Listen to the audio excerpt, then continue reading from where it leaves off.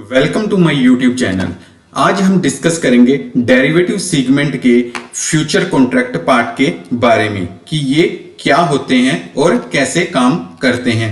जैसे कि हमने लास्ट वीडियो में बताया था कि स्टॉक मार्केट में 198 प्लस स्टॉक एंड इंडाइसेस है जिनका future contract and option available है। इंडाइसेस में हमारे आते हैं Nifty 50, bank Nifty and fin Nifty जो ट्रेडेबल है, जिसमें हम ट्रेड कर सकते हैं। अब हम डिस्कस करते हैं फ्यूचर कॉन्ट्रैक्ट क्या होते हैं। फ्यूचर कॉन्ट्रैक्ट दो पार्टियों के बीच में एक डील होती है, एक कॉन्ट्रैक्ट साइन होता है। उसमें दो पार्टी, एक बायर और दूसरा सेलर, दोनों के बीच में एक डील होती है, उसे हम फ्यूचर कॉन्ट्रैक्ट कहते हैं। अगर इसमें हम दोनों साइड अपनी पोजीशन बना सकते हैं। जैसे मार्केट अगर अप ट्रेंड में है तो हम अप ट्रेंड में फ्यूचर कॉन्ट्रैक्ट बाय कर सकते हैं। अगर मार्केट डाउन ट्रेंड में है तो हम अपना फ्यूचर कॉन्ट्रैक्ट शॉर्ट पोजीशन कर सकते हैं। तो अब हम बात करते हैं लॉन्ग पोजीशन की। लॉन्ग पोजीशन क्या होती है और हमें कब बाय करनी होती है। तो जैसे यहां पर मैंने डायग्राम में दिखाया है कि डायग्राम में ये अप ट्रेंड चल रहा है। तो जैसे अप ट्रेंड में हम फ्यूचर कॉन्ट्रैक्ट बाय करेंगे, हमें कैसे पता लगेगा कि अप ट्रेंड चल रहा है या डाउन ट्रेंड।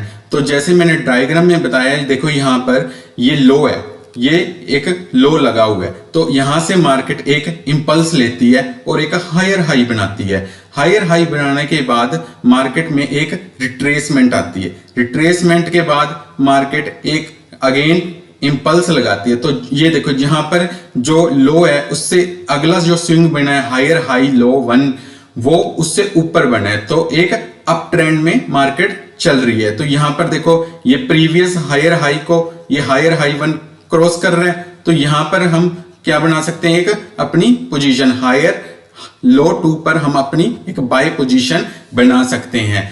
और ये यहां पर हम देखेंगे तो जो भी स्विंग है वो ऊपर शिफ्ट हो रहे हैं। तो इसमें हम लॉन्ग पोजीशन ले सकते हैं। नॉर्मल लैंग्वेज में बात करें तो हम इसमें फ्यूचर कॉन्ट्रैक्ट बाय कर सकते हैं। सेकंड पार्ट में हम बताते हैं जैसे इसका शॉर्ट पोजीशन हम कब लेते हैं। शॉर्ट पोजीशन जब भी मार्केट का डाउन ट्रेंड हो, मार्केट डाउन साइड में फॉल कर रही हो, तो हम फ्यूचर कॉन्ट्रैक्ट को सेल कर सकते हैं। जैसे कि डायग्राम में मैंने दिखाया है कि यहां से एक हाई था, उसके बाद एक मार्केट में लो लगता है। लो लगने के बाद एक ये क्या होगी, मार्केट में इंपल्स लगी। इंपल्स के बाद क्या आता है, एक रिट्रेसमेंट आती है। अब रिट्रेसमेंट में जो स्विंग लगा है वो प्रीवियस जो हाई था उससे नीचे लगा है, मतलब लोअर हाई 1 लगा है। तो अब उसके बाद क्या होता है कि मार्केट में अगेन एक इंपल्स लगती है। तो हम यहां पर एक ये देखो इसका लोअर लो 1 बन गया, तो ये नीचे स्विंग शिफ्ट हो रहे हैं। इसमें हम क्या कर सकते हैं, हम अपना फ्यूचर को कॉन्ट्रैक्ट को सेल कर सकते हैं। जैसे एग्जांपल लें, हम लॉन्ग पोजीशन में अगर मार्केट अप ट्रेंड में है तो हमें बाय करेंगे तो हम कैसे प्रॉफिटेबल होंगे। तो इसमें देखो यहां पर हमने अगर कोई 100 रुपीज का फ्यूचर बाय किया है और मार्केट में यहां से अप ट्रेंड में जाकर वही फ्यूचर 200 रुपीज का हो जाता है, तो हमें यहां पर हमारा टारगेट हिट हो जाता है, तो हमें 100 रुपीज का प्रॉफिट मिलता है। तो जैसे 100 रुपीज पे हमने बाय किया एंड 200 पे हमने पोजीशन को एग्जिट कर दी, तो हमें कितने का प्रॉफिट हुआ, 100 रुपीज का हुआ। अगेन इसी तरह एग्जाम्पल 2 में हम समझेंगे शॉर्ट सेलिंग कि हम यहां पर देखो यहां पर एक डाउन ट्रेंड चल रहा है। अगर डाउन ट्रेंड में हम यहां पर कोई 200 का समझ लो फ्यूचर था, उसे हम सेल करते हैं और मार्केट में डाउन ट्रेंड जाकर यहां पर हमारा टारगेट हिट कर जाती है और हम पोजीशन से एग्जिट हो जाते हैं। तो हमें कितने का प्रॉफिट हुआ, 100 रुपीज का। तो ये 100 रुपीज का प्रॉफिट हो गया क्योंकि हमने 200 रुपए में कोई चीज को बेचा था किसी से और अगेन हमने 100 रुपीज में वो खरीद ली, तो हमें कितने का प्रॉफिट हुआ, 100 रुपीज का। अब इसी तरह हम आपको चार्ट में समझाते हैं कि कैसे long position and short position बना सकते हैं। ये देखो, ये जैसे रिलायंस का एक फ्यूचर का चार्ट है। तो यहां पर हम क्या करते हैं, ये रिलायंस में हम एक फ्यूचर बाय करते हैं। यहां से जैसे मैंने बोला था कि हमने लॉन्ग पोजीशन बनानी है, तो हमारा क्या होना चाहिए, अप ट्रेंड। तो ये क्या है, ये सारे लो शिफ्ट हो रहे हैं। ये देखो, ये प्रीवियस लो से आगे ये लो ऊपर हो गया, ठीक है, ये स्विंग ऊपर बन गया, तो ये क्या हो रहा है, एक अप ट्रेंड चल रहा है। तो हम अगर यहां पर एक फ्यूचर को बाय करते हैं 2220 रुपए पे, अगर हम 2220 रुपए पे कोई फ्यूचर, रिलायंस के फ्यूचर को बाय करते हैं और हम यहां पर उसको 2400 रुपए पे सेल कर देते हैं, या हम अपनी पोजीशन से एग्जिट हो जाते हैं, तो हमें कितने का प्रॉफिट हुआ, 180 पॉइंट का। अब जो 180 पॉइंट है, हमें वो प्रॉफिट हो रहा है, तो उससे हम जो भी हमारी क्वांटिटी हमने बाय की है, जो एक लोट बाय किया, तो एक लोट की क्वांटिटी से हम मल्टीप्लाई कर देंगे।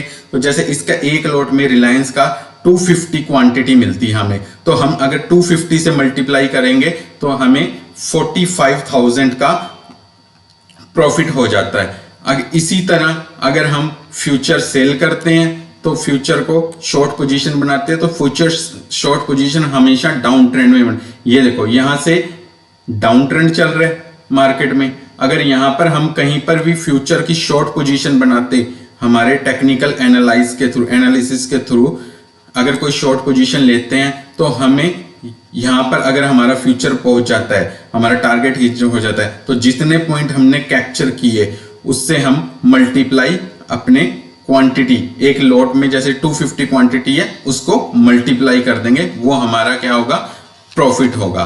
तो अब हम समझते हैं लॉट साइज।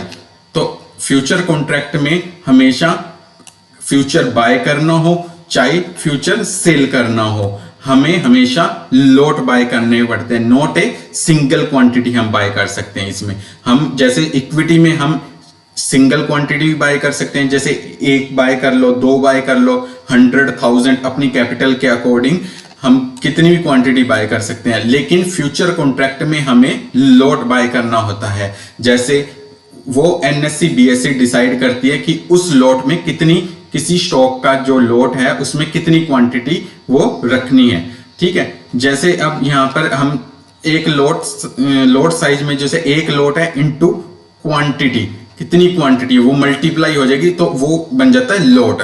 अब जैसे यहाँ पर रिलायंस इंडस्ट्री का स्टॉक है, ठीक है, रिलायंस इंडस्ट्री का फ्यूचर स्टॉक कॉन्ट्रैक्ट है, तो उसमें क्या होगा, हम अगर एक फ्यूचर बाय, अगर हम स्टॉक का फ्यूचर बाय करते हैं, तो हमें एक लॉट लेना होगा, तो उसमें हमें 250 क्वांटिटी मिलेगी।